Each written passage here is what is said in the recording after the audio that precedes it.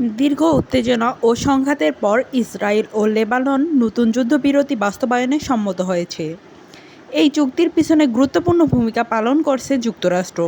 তবে প্রশ্ন রয়ে গেছে, এই যুদ্ধবিরতি কতটা স্থায়ী? গত কয়েক মাস ধরে ইসরায়েল ও লেবাননের সীমান্তে ব্যাপক সংঘর্ষ চলছিল। বিশেষ করে লেবানন ভিত্তিক সশস্ত্র গোষ্ঠী এবং ইসরায়েলি বাহিনীর মধ্যে রকেট হামলা, ড্রোন আক্রমণ ও পাল্টা হামলায় বহু মানুষ হতাহত হয়েছে। সংঘাত এতটাই তীব্র হয়ে ওঠে যে পুরো মধ্যপ্রাচ্যে একটি বৃহত্তর যুদ্ধ ছড়িয়ে পড়ার আশঙ্কা তৈরি হয়। ওয়াশিংটনে যুক্তরাষ্ট্রের মধ্যস্থতা আনুষ্ঠানিক বৈঠকের পর ইসরায়েল ও লেবানন যুদ্ধবিরতি বাস্তবায়নে সম্মত হয়েছে। চুক্তি অনুযায়ী দক্ষিণ লেবাননের নির্দিষ্ট এলাকা থেকে হিজবুল্লাহ যোদ্ধাদের সরিয়ে নিতে হবে। ওই এলাকাগুলোর নিরাপত্তা নিয়ন্ত্রণ করবে লেবাননের সরকারি সেনাবাহিনী। সীমান্তে হামলা বন্ধ রাখতে হবে এবং উভয় দেশ আরও রাজনৈতিক ও নিরাপত্তা সংলাপে অংশ নেবে।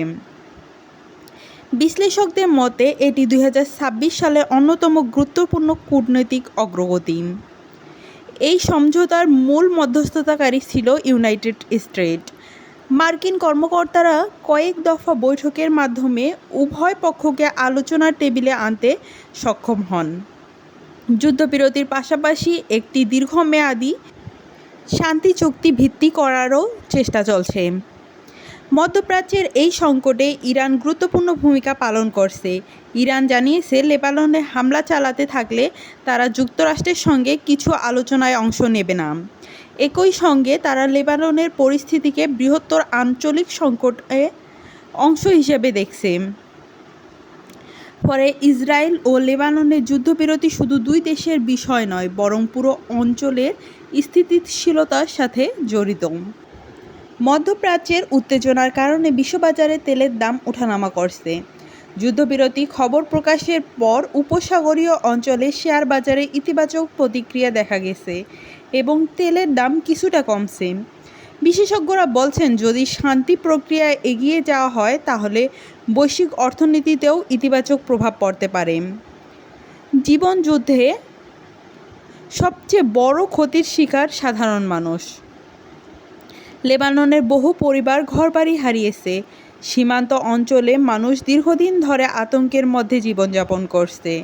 হাসপাতাল, শিক্ষা প্রতিষ্ঠান ও ব্যবসা বাণিজ্যও ক্ষতিগ্রস্ত হচ্ছে।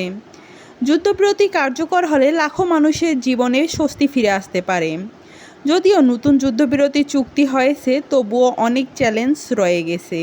সবচেয়ে বড় প্রশ্ন হলো, হিজবুল্লাহ এবং অন্যান্য পক্ষ এই শর্তগুলো পুরোপুরি মেনে চলবে কিনা। অতীতেও একাধিক যুদ্ধবিরতি ভেঙে গেছে। বিশ্ব এখন অপেক্ষা করছে এই সমঝোতা সত্যিই স্থায়ী শান্তির পথে নিয়ে যায় কিনা। দর্শক, মধ্যপ্রাচ্যের এই নতুন যুদ্ধবিরতি শুধু একটি কূটনৈতিক ঘটনা নয়, এটি লাখো মানুষের ভবিষ্যতের সঙ্গে জড়িত।